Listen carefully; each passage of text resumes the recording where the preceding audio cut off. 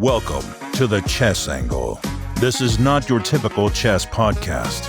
If you're an amateur or club-level player, the Chess Angle is for you. Our content is aimed at busy adults who are serious about the game but have limited study time. Featured guests include both amateur and titled players alike. And now, here's your host, Director of the Long Island Chess Club, Neil Bellon. Welcome, everybody, to Season 10. Great to be back. All is good. Episode 157. So I want to go over some etiquette regarding over-the-board tournaments, specifically about round times and if players are late or if they don't show up. So here's how we do it at the club, and this is basically U.S. chess rules. So our rounds begin at 7:30. And the way it works, the clocks begin running at 7:30, even if a player's opponent is not present. Now, what some guys will do, and this just shows you that we have a bunch of good guys there, they'll sometimes want to wait for their opponent to show up just to be courteous, like, I just wanted to wait for you, I know you were running late, but you really can't do that, otherwise we'll be there very late. Not all night, but we'll be there very late. You know, we all have jobs to get up for or families to get home to, so your clocks need to start on time, even if your opponent isn't there. So that's why a lot of tournament directors will say, okay, everybody start your clocks now. If you have the black pieces, you would simply press the clock. You would start white's clock. If you have the white pieces, you have to move and then start your clock. Okay, that's the rule. So you have to make a move on the board if you have the white pieces and your opponent's not there and you let his clock run. Now, your opponent has an hour to show up if running late, or however long the first time control is. If they show up after that without notice, it's then a forfeit loss for the player who didn't show up, and obviously the player who's there would get the forfeit win. Ratings for both players are not affected in that circumstance, but the winner, the quote-unquote winner, will get a full point as if he won the game. But again, rating is not affected. Rating is only for games that were actually played. That's a sticking point for a lot of players. They feel if their opponent doesn't show up, that it should be a rated win. But if you think about it, that's not really fair to everybody else because you didn't get the point from playing the game. So your rating's not affected for a forfeit win. And unfortunately, no-shows are common. It happens. It's not too bad at our club. We get them once in a while, but we do have a fine in place if someone fails to appear without notice. Now, I know for the major weekend events, last round no-shows are very common, but if I'm being honest, a lot of the organizations here in the States that run the major weekend events, they don't seem to do much about it. In fact, I remember many, many years ago when I was playing in weekend tournaments, my opponent was a no-show, and I remember the TD just being like, yeah, you know, unfortunately, it's common in the last round. As if that's acceptable. I mean, from the sense I was getting, there's no sort of punishment or consequence. They're not fining them or somehow forfeiting them maybe from the next. Like, there doesn't seem to be any consequence if you're a no-show at these major weekend events, especially for the last round. At least that was my experience. Maybe things have changed. I'm not really qualified to speak about it in recent years because I haven't been there for a while. But even from what I'm hearing anecdotally, there doesn't seem to be really any sort of accountability if you're a no-show at these major events. And the reason that the last round is very common is many players just want to drive home early to get to work the next day, and they couldn't bother telling the tournament director that they dropped out. Or what happens is, and this is even more common, the player is having a very bad tournament. They lose that penultimate round, and then they're like, the heck with this, I'm just going to leave. And they're so frustrated and so annoyed at their performance that they don't even have the wherewithal to even tell the tournament director that they're dropping out. So no-shows is something that we as TDs deal with both at the weekend level and at the club level. It's not too bad at our club, but it does happen. But at least when people do that, that's generally the only time that they do it. It's usually not a repeat offense.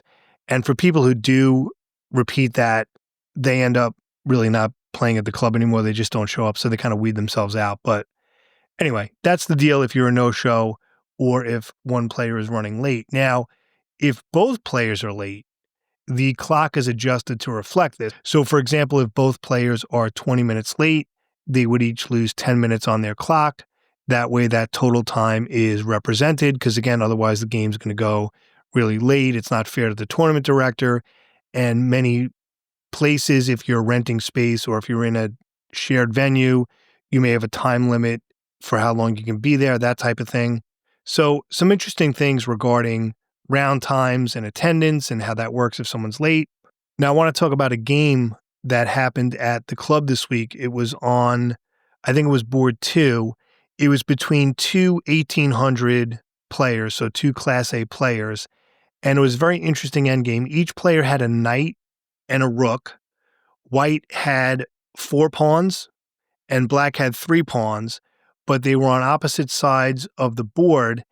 And black had an advanced outside passed pawn on the A file on the 6th rank. And it's amazing how that just completely took over the game. White really didn't have time to get his own pawns rolling or some other plan. Now, maybe he should have gotten his pawns rolling early on, but to be fair, I came upon the game late, not until the very end, so I didn't see what happened before. But the takeaway from this, it's amazing how a dangerous passed pawn that cannot easily be defended can dominate everything.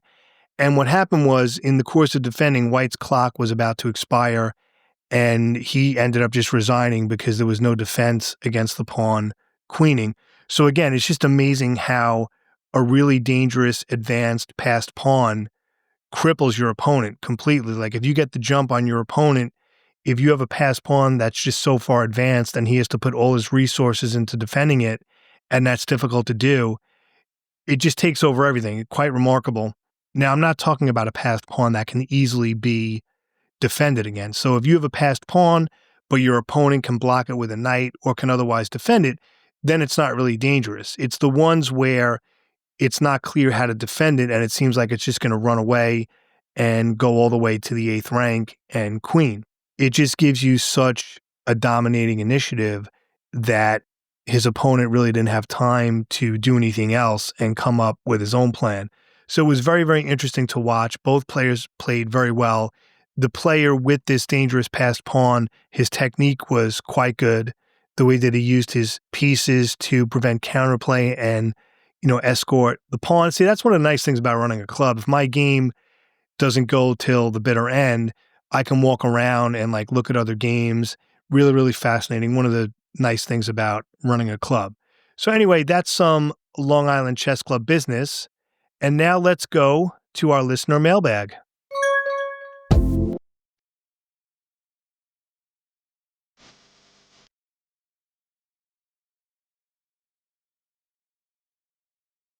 All right, the mailbag is open. If you have a question, comment, topic suggestion, maybe you disagree with something I've said, whatever it is, please share your thoughts. I do rely heavily on listener feedback for my content for the show, so please keep those emails coming.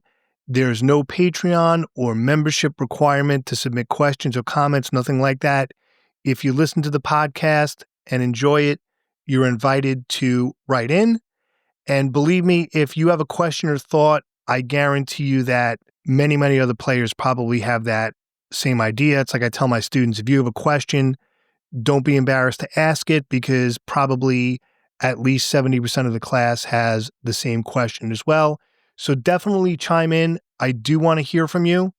And our first message this week is from Joel. He is a frequent contributor to the mailbag. We appreciate it. He is an avid Chess Angle listener, and he sees things online. Like if he sees something online, chess related, if it has to do with adult chess improvement, he'll usually send it my way.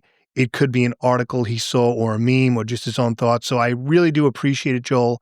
Definitely keep those coming. So yeah, this is like a 2-part email sort of.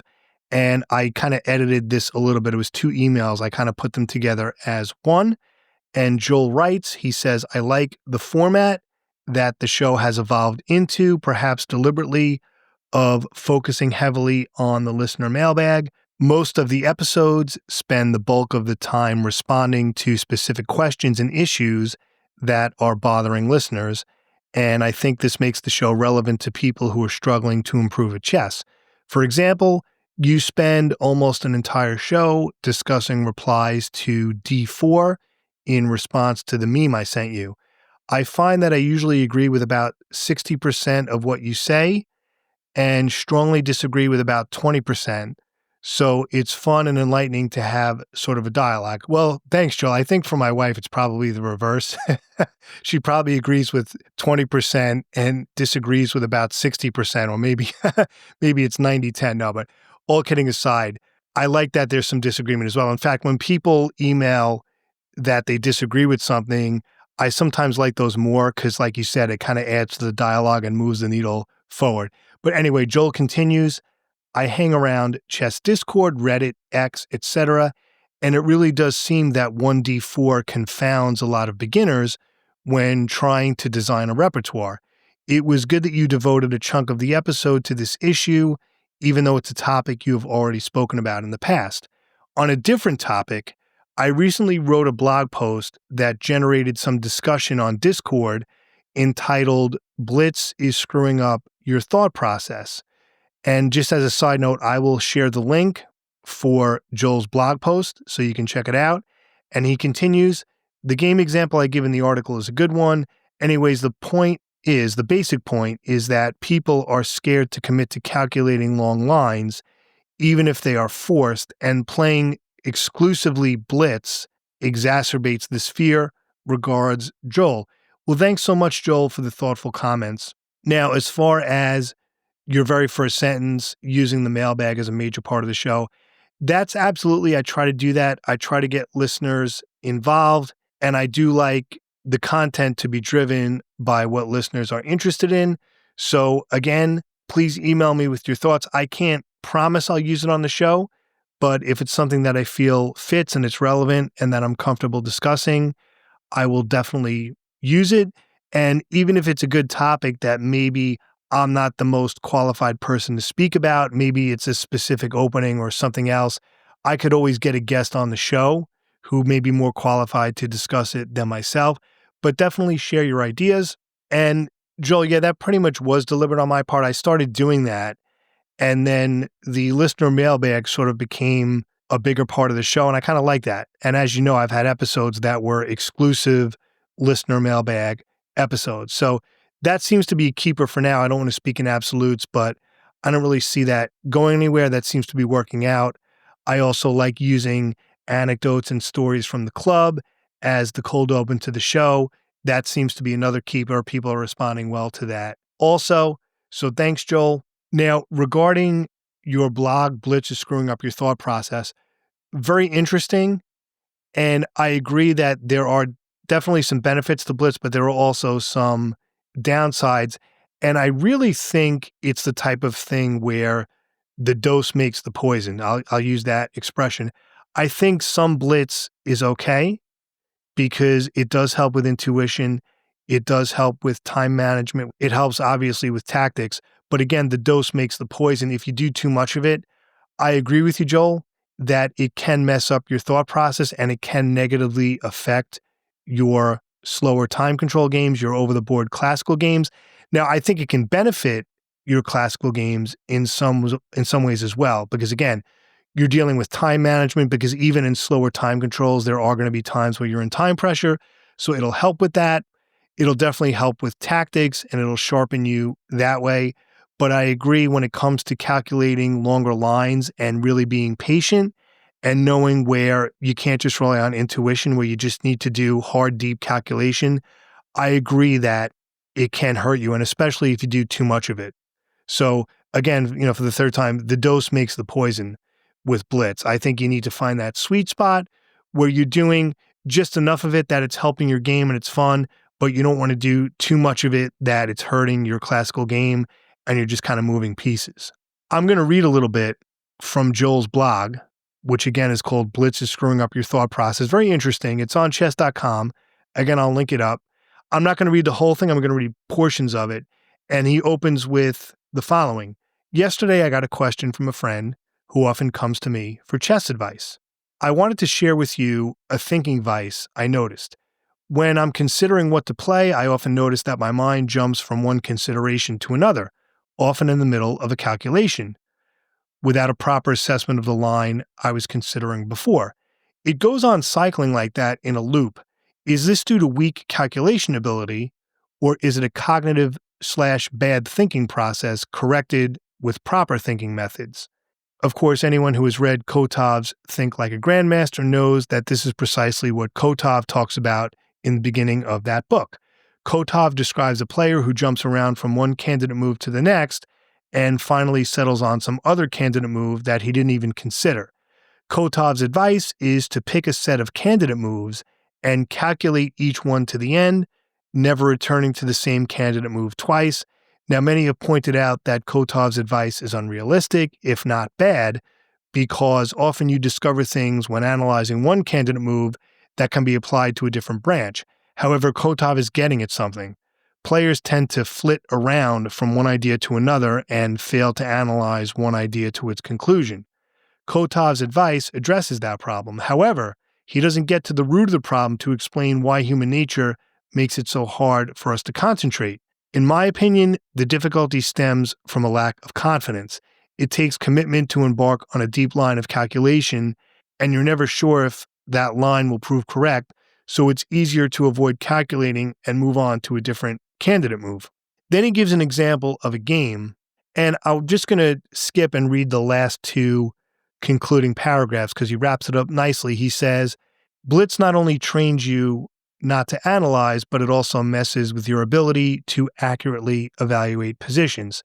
You train your mind to associate complex positions with bad positions. In Blitz, when you analyze a move and see that it hits a critical position with choices to analyze, you are forced to avoid that move because there's no time to calculate. You train your mind to think, if I hit a position that requires deep calculation to verify if it's good, that's not a position worth going after. You're reinforcing to your mind that a position that requires commitment to calculate is equivalent to quote-unquote bad. That screws with your evaluation function. Many beginners and intermediate players struggle with calculation. They know that they often make blunders that are beneath them, but don't understand why. Often, they think that the solution is to train intuition, perhaps by memorizing patterns or by creating a calculation checklist, such as checks, captures, threats, blunders, etc. But perhaps the problem is simply that they're playing too much Blitz and not enough classical, and that is screwing with their thinking process. I recommend that you read the entire article because it's a very cool take, and I agree with a lot of what Joel is saying. But for sure, Blitz can't be your main study method if you want to improve at slower time controls. But that being said, personally, and I've spoken about this, I do enjoy Blitz a lot. As part of my summer study program, what I'm doing right now, because I'm recording this the end of June 2025, I'm actually avoiding online chess altogether. I'm sticking with my weekly club game, analyzing that, and then doing some studying in addition to my content creation pursuits, of course. But that being said, I do enjoy Blitz a lot, like 5-0 Blitz. It's really, really fun. I do enjoy it. Again, I think it's good with tactics, or it helps you with tactics. It helps you with clock management to a certain extent, but I could easily do too much of it if I'm not careful. But thanks, Joel, for your email. Thanks for sharing your thoughts.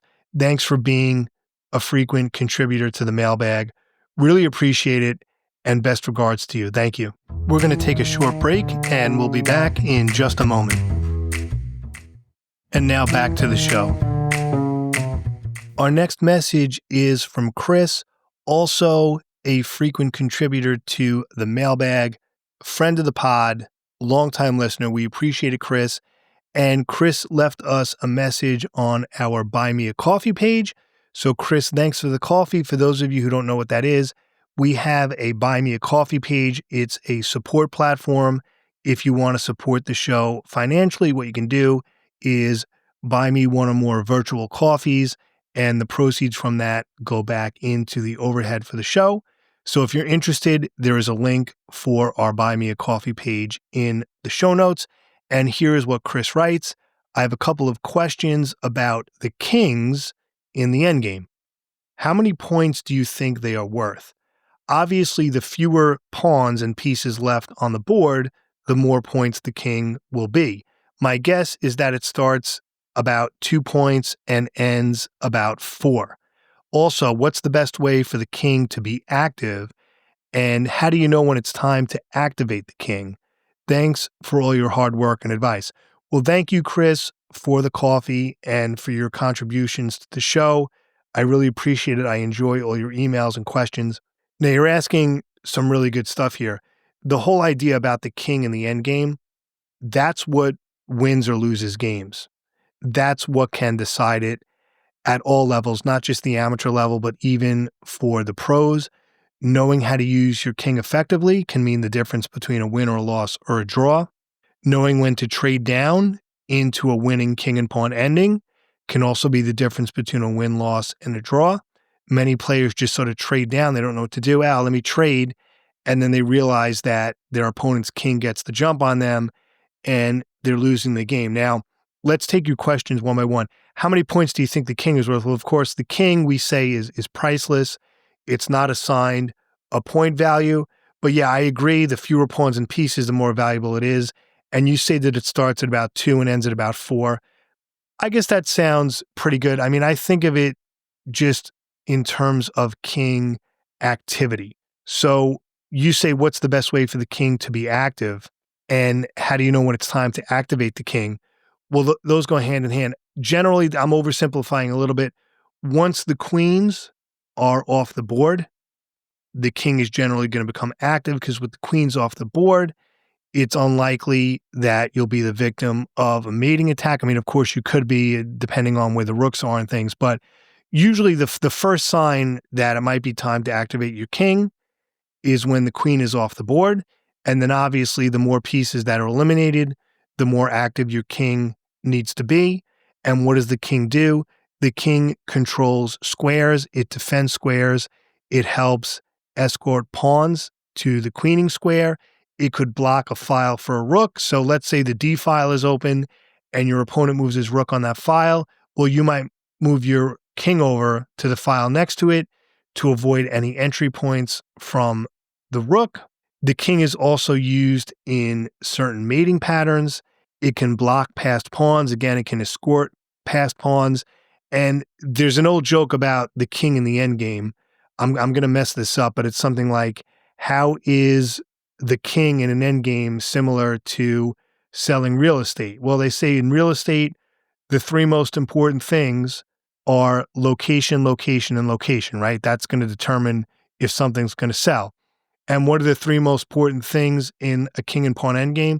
Location, location, location, right? Because if your king is near the action, that's going to make a big difference as opposed to if the king is cut off from the action. So a common mistake that players make is that they don't activate their king or they do so too late.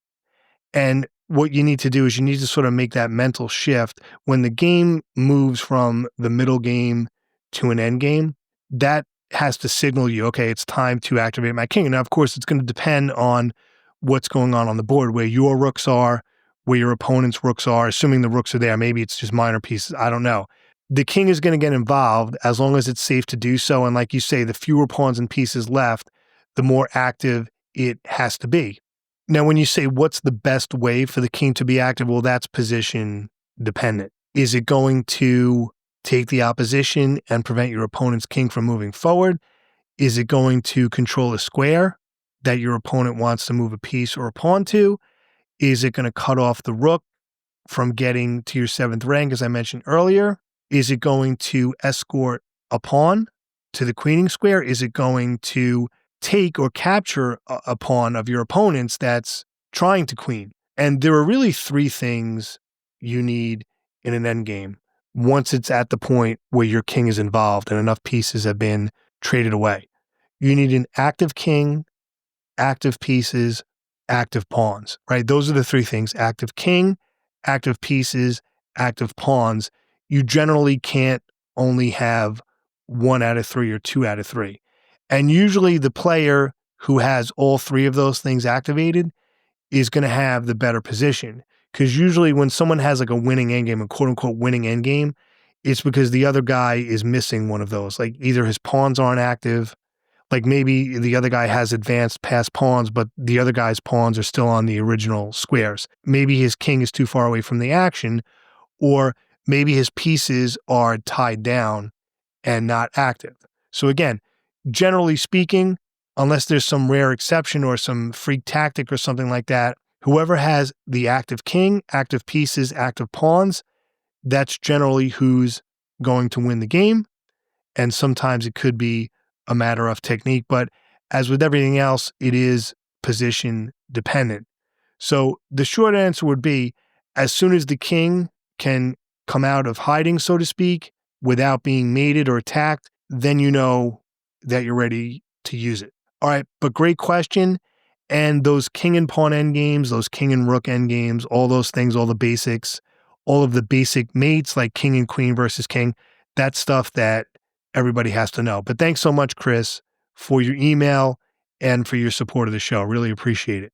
So let's talk about our main content this week, or our main theme, and that is the idea of 1E6, E as in Edward, 1E6 as a complete system or as a complete idea for black against anything white plays for the first move. This episode is a follow-up to episode 100, which was called The Hippopotamus Defense and Other Chess Opening Systems for Black. I did talk about 1E6 in that episode quite a bit, but here I'm going to focus just on that idea because in that episode we looked at a number of black systems. I will link up that episode if you didn't listen to it yet. There's no need to listen to that first. All Chess Angle episodes act as standalone episodes. So if you listen at a sequence, you will not be confused. But if you want more on this and some other ideas for black opening systems, check that episode out. Again, I'll link it up for you. And let's recap why I like system openings. Now, I won't give a whole speech on what system openings are because I've done that before, but I'll say this much very briefly. With system openings, you're more concerned about achieving a certain structure, a certain formation, rather than specific move orders. And so with system openings, move order is flexible. So it's not quite as move order dependent, whereas many traditional openings are move order dependent. Like if you make one mistake, like if you don't play this move on move 4, it's like you're already losing. And it's like all theory and it's all memorization. With system openings, it's like, okay, as long as you end up with your pieces in this formation, really doesn't matter how you get there. Now, of course, there is some theory. Even system openings have some theory, but it's not nearly as much as some others.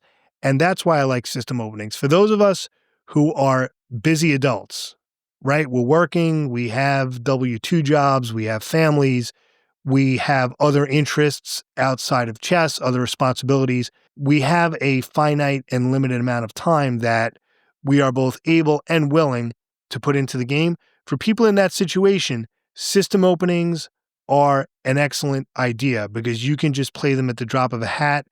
As I've mentioned before, Grandmaster Lev Albert, who's written a number of excellent books, he calls these system openings businessman openings. And I love his analogy because his whole thing, it's like you're a businessman when you play those openings because it's like you're bringing them in a briefcase, right? You show up to the tournament hall with your briefcase with your system openings, and then you open up your briefcase and you break out your system opening.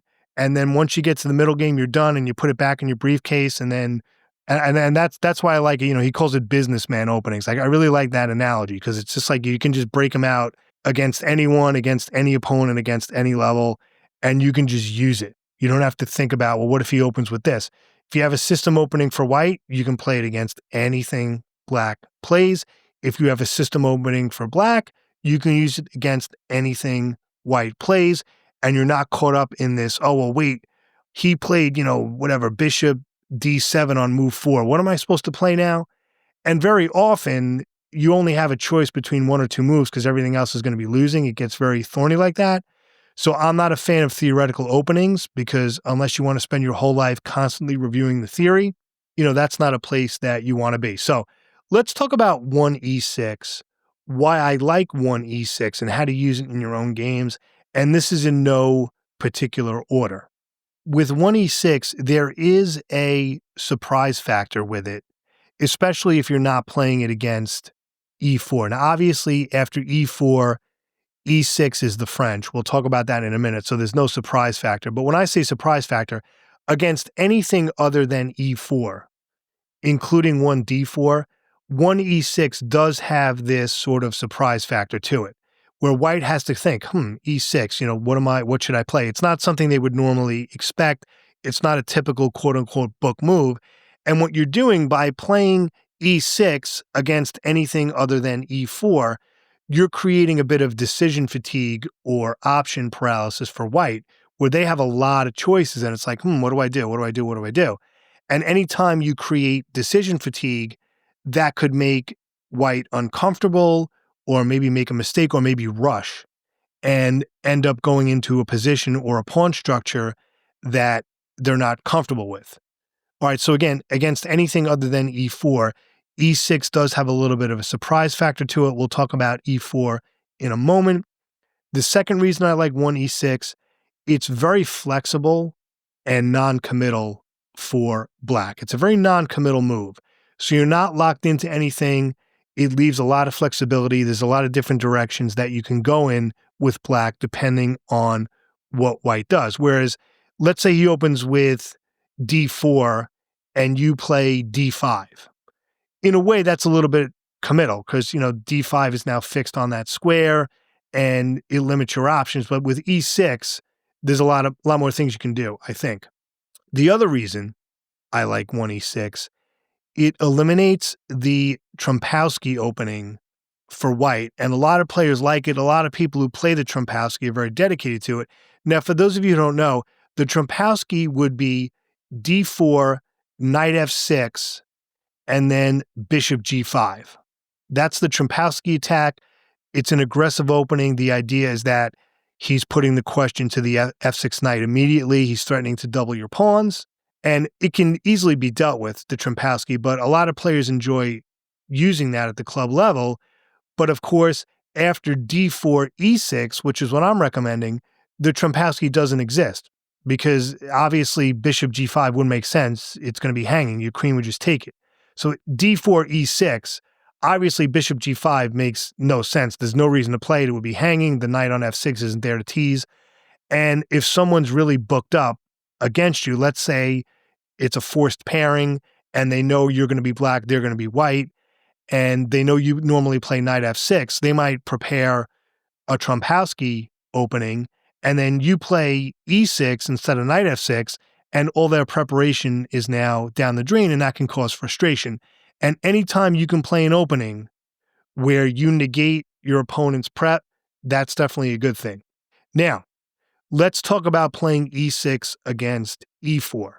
Now, in that case, there's no surprise factor. It's not a novelty. Obviously, e4, e6 is the French defense. And here's the thing. You may say, well, I'm not a French player. If you're recommending 1e6 as a universal system, that means every time white plays e4, which is probably the most common move, or obviously one of the most common moves along with d4, I basically have to accept that I have to become a French defense player. But here's the thing. After e4, e6, you don't necessarily have to play d5 as black after white plays d4. You can mix it up and play some other alternatives if you don't want to go into a standard French line. So, for example, after e4, e6, and then white plays d4, you don't have to go d5. You could play b6 there. You could go into almost like a Queen's Indian or a hedgehog structure, which I'm a fan of. You could play c5. You could even play bishop e7. It doesn't have to be e4, e6, d4, d5. So you can play e6 after e4 and hold off on playing d5 on move 2. Again, you don't have to go into a typical French line. And in fact, that might even be a better idea than the traditional d5 because then your opponent has to think he's not going to expect that. So a lot of choices. So again, I'll go through that one more time. After e4, e6, d4, you could play bishop e7. You could play c5. You could even play, I'm looking at the engine now just to confirm what I'm saying. You'd even play something like a6. I mean, I might do that just to bust chops. That might be interesting. Like e4, e6, d4, and then a6. I should do that just to see what happens. I mean, I've played the French for years, so with a slight variation in the beginning, I'm okay mixing it up. That might be interesting. Or playing c5. I like that idea as well. e4, e6, d4, c5 instead of d5. Now let's talk about d4, D as in David. After d4, 1e6, extremely flexible, can transpose to many different queen pawn openings.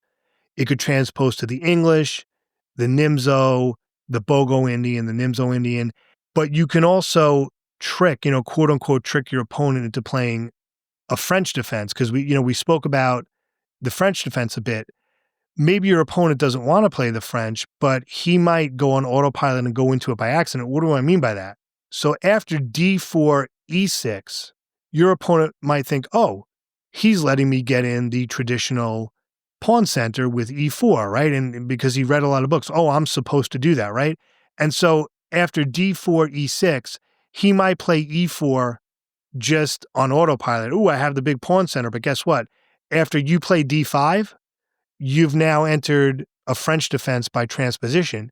And then he might realize, wait, I don't want to play a French defense structure. So that's something interesting there. I mean, you don't have to play d5, but you could if you're comfortable with the French and you know your opponent's not. But I also like e6 against d4 because of what I spoke about earlier. It is a little bit of a surprise factor because after d4, they're going to be expecting probably knight f6 or d5. So with e6, you're mixing it up a little bit, might cause white to rush. But again, you can probably steer it into almost any type of queen pawn opening because after d4, e6 is extremely flexible. As far as other alternatives, you may say, well, what if white plays one c4 or one knight f3?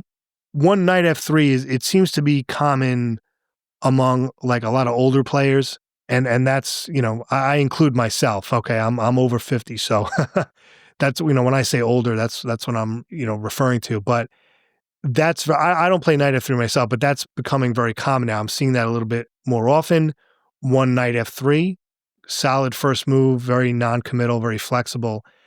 But you can play e6 after that as well. Same thing with the English, and that can transpose into a lot of different things. So the one thing I will say, again, I just want to make clear, one e6 is an excellent and flexible move against any first move by white. It's not a situation where it might be tricky or it might be dangerous. It's safe. That's a better word. That's the word I'm looking for. It's a very safe and solid move against anything. You may have heard a similar philosophy about knight f6. Oh, you can play knight f6 against anything safely. Yeah, except e4. The reason is, after e4, if you play knight f6 and he plays e5, you got to be comfortable with Alekhine's defense because that can be very tricky. That can be theoretical. That's why I like to say knight f6 can be played safely and comfortably against anything white throws at you, except for e4. But anything other than 1e4, knight f6 is also excellent. And that's generally how I play. Probably better than 90% of the time, I will play knight f6. So if white plays d4, I usually play knight f6. I mean, we're assuming I'm taking a break from my e6 idea. Against d4, I'll do knight f6. Against c4, I can do knight f6 if I want. Go into a Nimzo English, I could also play e6. But the TLDR, as they say, is that you can safely use one e6 against any opening move by white, literally. And it's not something I use all the time. So just to be clear, I'm just saying this is something you might want to have in your back pocket. It's something you might want to add to your repertoire to mix it up. And then you may say, well, Neil, what about your whole set it, forget it, stick with the same openings? This sort of falls within that because if I play one e6, I can often steer it into an opening that I do know. I'm just kind of changing the move order a little bit. So me playing one e6 is not really going off the rails. It's just a little bit of a tweak. But I like one e6 as a universal idea. It's something that I do break out fairly regularly, and I've had some really good wins with it. We're going to take one more quick break, and we'll be back to wrap things up. And now back to the show. So a reminder, send in those emails with your questions, your comments, episode suggestions. You want to add your 2 cents, please email me. And as I'm saying this, I realize I forgot to mention how to contact me, even though most of you probably know how to do that by now. You can email me directly, info@thechessangle.com. Once again, info@thechessangle.com. You can also visit our website, thechessangle.com, and click on the contact link and send a message that way. There is also a voicemail option on the website, which is kind of cool. We had a few of those. You just click on the microphone icon on the lower right and you can leave a voicemail if you want to. No worries, you can check it before you send it. It's not the kind of thing, well, if you speak into it and you want it, you can change it as many times as you want before you submit it. So don't think you're locked into anything. But I definitely do want to hear from you. So please let me know your questions, your thoughts. I do use listener feedback and listener questions and emails as a major source of content for the show. So again, keep those coming. Since this is a premiere episode of a new season, just a very quick call to action. As you know, I don't like to annoy people with this every episode, but the usual stuff. If you're enjoying the show, please spread the word among your chess playing friends. We're doing very well, but I suspect there are still many players who haven't discovered the show yet. So let's get them listening. If you can give us a shout out on social media or on Reddit or on Discord, I would appreciate it. I'm not on those platforms too much. I'm not really a big social media person. I mean, I do post each episode on X or Twitter, although that's kind of seems to be dying out a bit. I don't know. It doesn't seem to be as active, but I still post there anyway. If you're enjoying the show, please leave a 5-star review in your podcast app of choice. It really helps with discoverability and search optimization. Many of you have already, and I appreciate it, but you can never have too many 5-star reviews. And everything I'm asking takes just a moment and will not cost you a penny. Also, there's no expectation at all for anyone to support the show financially. Like I can't stand those creators. Oh, I need your help to keep the lights on. If you want to keep getting the same content you've been getting, I don't do that. I don't do that. But if you are interested in taking that extra step to support the show financially, check out our Buy Me a Coffee page. Links for all this stuff is in the show notes. So we appreciate it. Thank you so much for listening. And as always, I hope you win your next game. We'll see you next week with a new episode. Have a great day, everybody.